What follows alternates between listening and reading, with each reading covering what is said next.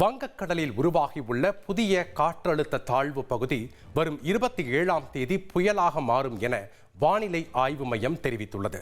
தமிழகத்தின் வட மாவட்டங்களில் கனமழைக்கு வாய்ப்பிருப்பதாக கணிக்கப்பட்டுள்ளது.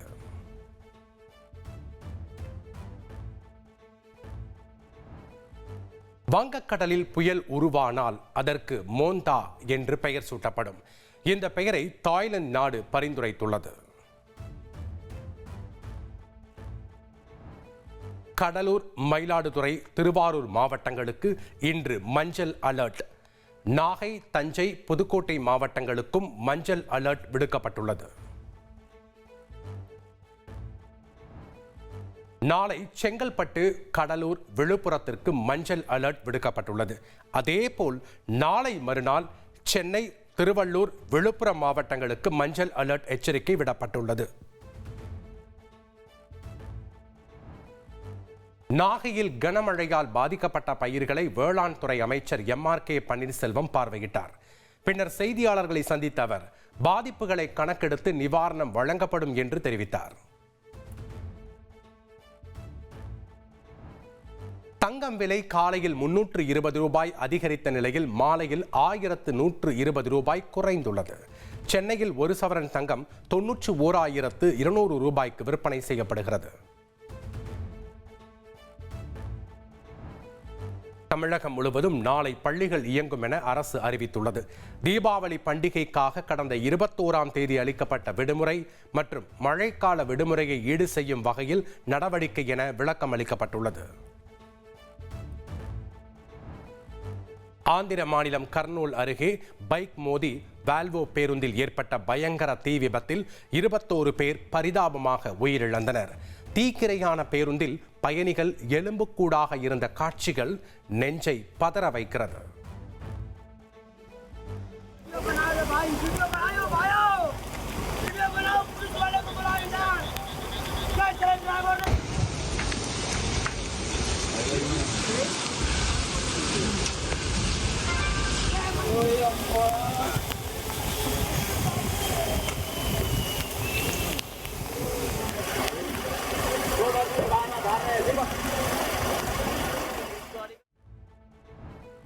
ஆந்திராவில் சொகுசு பேருந்து மீது பைக் மோதியதே தீ விபத்திற்கு காரணம் என கர்னூல் ஆட்சியர் விளக்கம் அளித்துள்ளார். வயர்கள் தீயில் கருகி தானியங்கி கதவை திறக்க முடியாமல் போனதால் 21 பேர் உயிரிழந்திருப்பதாகவும் தெரிவித்தார். ஆந்திராவில் தீக்கிரையான பேருந்து ஓட்டுநர்களில் ஒருவரை பிடித்து போலீசார் விசாரணை நடத்தி வருவதாக கர்னூல் ஆட்சியர் கூறினார். தப்பியோடிய மற்றொரு ஓட்டுநரை தேடும் பணியில் போலீசார் ஈடுபட்டிருப்பதாக தெரிவித்தார். ஆந்திராவில் பேருந்து தீப்பிடித்த விபத்தில் சிக்கி உயிரிழந்த 21 பேரின் குடும்பத்துக்கு தலா 2 லட்சம் ரூபாய் நிவாரணம் வழங்கப்படும் என பிரதமர் மோடி அறிவித்துள்ளார். இதேபோல் தெலங்கானா அரசு சார்பில் தலா 5 லட்சம் ரூபாய் நிவாரணம் அறிவிக்கப்பட்டுள்ளது.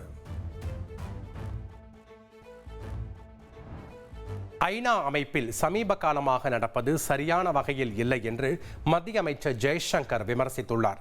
டெல்லியில் நடைபெற்ற நிகழ்ச்சியில் பேசிய அவர் உலக அமைதியை நிலைநாட்ட ஐநாவை சீரமைக்க வேண்டியது அவசியம் என்று தெரிவித்தார். உலக டிஜிட்டல் பேமெண்ட் அரங்கில் இந்தியா முதலிடத்தில் உள்ளதாக ரிசர்வ் வங்கி பெருமிதம் தெரிவித்துள்ளது. கடந்த 10 ஆண்டுகளில் இந்தியாவின் டிஜிட்டல் பரிவர்த்தனைகள் 38 மடங்கு உயர்ந்துள்ளதாகவும் கூறியுள்ளது. சிறப்பு தீவிர வாக்காளர் பட்டியல் திருத்த பணி தமிழகத்தில் அடுத்த வாரம் தொடங்கும். சென்னை உயர்நீதிமன்றத்தில் தேர்தல் ஆணையம் பதிலளித்துள்ளது.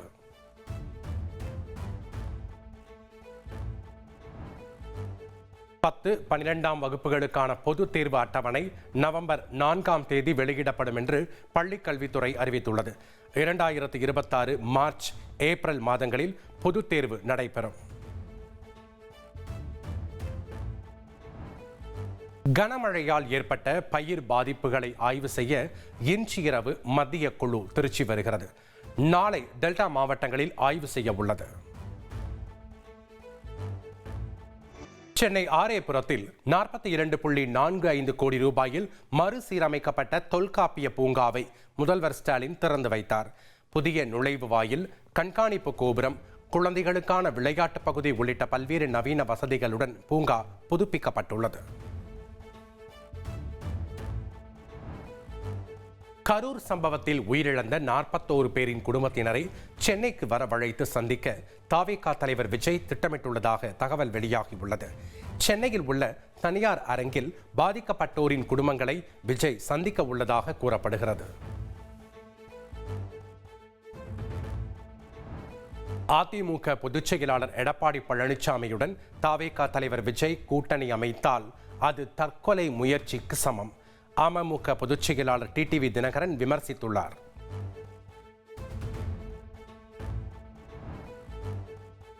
அன்புமணி தரப்பு இல்லை, அது ஒரு கும்பல் என்று பாமக நிறுவனர் ராமதாஸ் விமர்சித்துள்ளார்.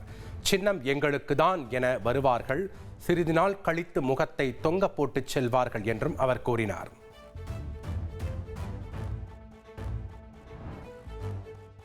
திருவண்ணாமலை மலைச்சரிவிலும் நீர்நிலைகளிலும் ஆக்கிரமித்துள்ளவர்களின் பட்டியலை தாக்கல் செய்ய வேண்டும். தமிழக அரசுக்கு சென்னை உயர்நீதிமன்றம் உத்தரவிட்டுள்ளது.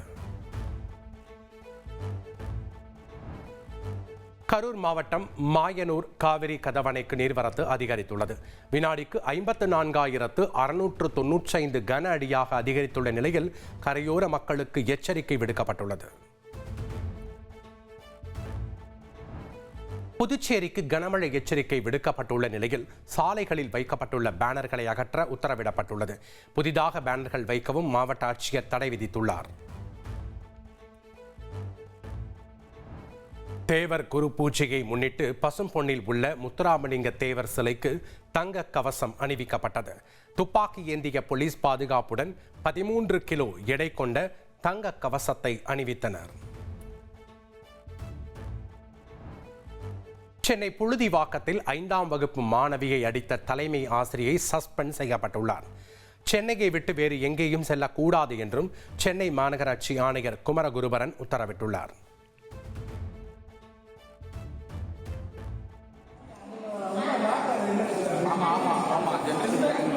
ஜெனரேட்டர் போட்டாச்சுன்னா வந்துடும்.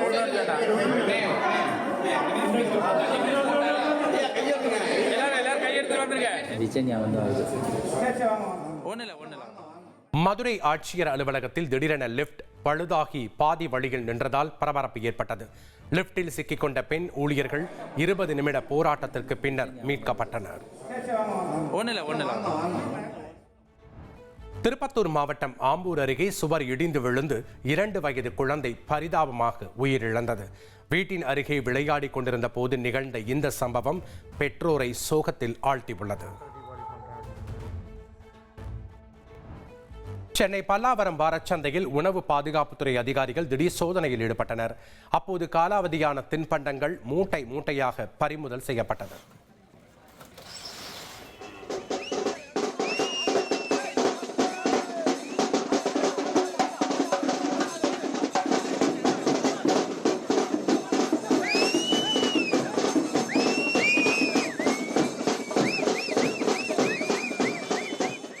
மறைந்த இசையமைப்பாளர் சபேஷின் உடல் வளசரவாக்கம் இடுகாட்டில் நல்லடக்கம் செய்யப்பட்டது. இறுதி ஊர்வலத்தில் இசையமைப்பாளர் ஸ்ரீகாந்த் தேவா நடனமாடி தனது சித்தப்பாவுக்கு பிரியா விடை கொடுத்தார்.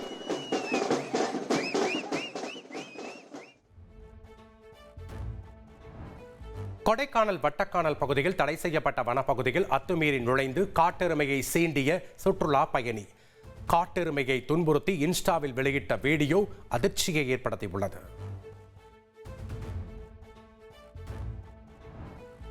தற்கொலை படை தாக்குதல் நடத்த முயன்ற 2 பயங்கரவாதிகளை டெல்லி போலீசார் கைது செய்துள்ளனர்.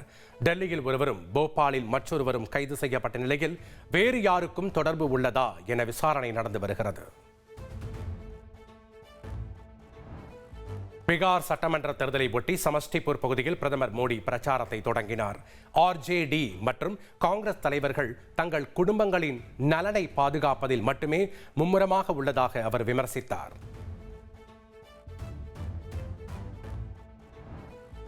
PM ஸ்ரீ திட்டத்தில் இணைய கேரள அரசு சம்மதம் தெரிவித்துள்ளது. கல்வி திட்டங்களுக்கு மத்திய அரசு வழங்க வேண்டிய ரூபாய் 1500 கோடியை பெற இத்திட்டத்தில் சேர்வதே ஒரே வழி என்று கேரள கல்வி அமைச்சர் கூறியுள்ளார்.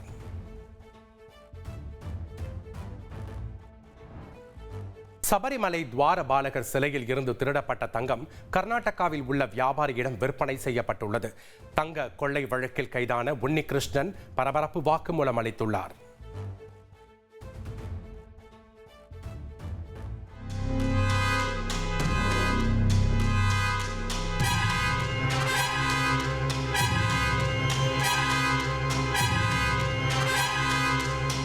ஹரியானா மாநிலம் ராம் நகரில் நைட்ரஜன் கேஸ் வெடித்ததில் பரபரப்பு ஏற்பட்டது. பலூன் ஊதுவதற்காக வைக்கப்பட்டிருந்த நைட்ரஜன் சிலிண்டர் வெடித்ததில் அதிர்ஷ்டவசமாக யாருக்கும் பாதிப்பு ஏற்படவில்லை.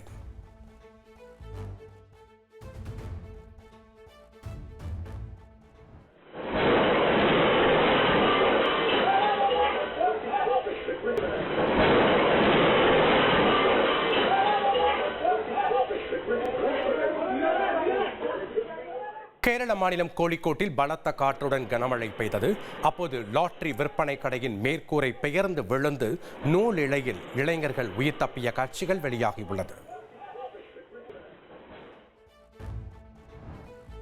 பிரான்ஸ் தலைநகர் பாரிஸில் 792 கோடி ரூபாய் மதிப்புள்ள நகைகள் திருடு போன பழமை வாய்ந்த அருங்காட்சியகம் மீண்டும் திறக்கப்பட்டுள்ளது.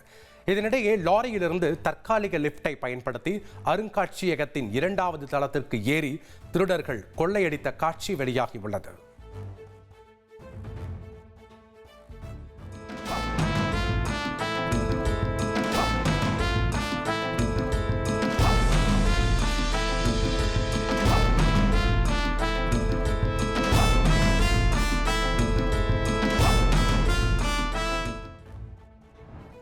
ரஷ்யாவுடன் எந்த ஒரு இடையூறுமின்றி ராணுவ ரீதியில் நட்புறவு பேணப்படும் என வடகொரிய அதிபர் கிம் ஜாங் உன் தெரிவித்தார். யுக்ரைன் போரில் ரஷ்ய ராணுவத்துக்கு ஆதரவாக பங்கேற்று உயிர் தியாகம் செய்த வடகொரிய வீரர்களுக்கு நினைவு சின்னம் அமைக்க அவர் அடிக்கல் நாட்டினார்.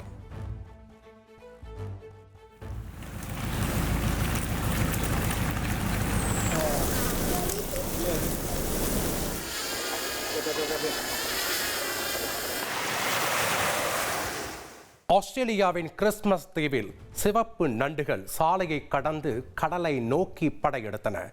இனப்பெருக்கத்துக்காக சிவப்பு நிற நண்டுகளை பராமரிப்பு மைய ஊழியர்கள் திறந்து விட்டனர்.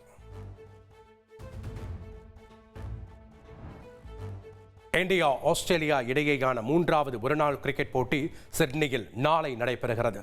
2 போட்டிகளில் தோல்வியடைந்து தொடரை இந்தியா இழந்த நிலையில் ஆறுதல் வெற்றியாவது பெறுமா என்று ரசிகர்கள் எதிர்பார்ப்பில் உள்ளனர். தனுஷின் இட்லி கடை திரைப்படம் வரும் 29ஆம் தேதி நெட்ஃபிளிக்ஸ் OTT தளத்தில் வெளியாக உள்ளது. இதேபோல் கல்யாணி பிரியதர்ஷன் நடிப்பில் வெளியான லோகா சாப்டர் 1 திரைப்படம் அக்டோபர் 31ஆம் தேதி ஜியோ ஹாட்ஸ்டார் OTT தளத்தில் வெளியாகிறது.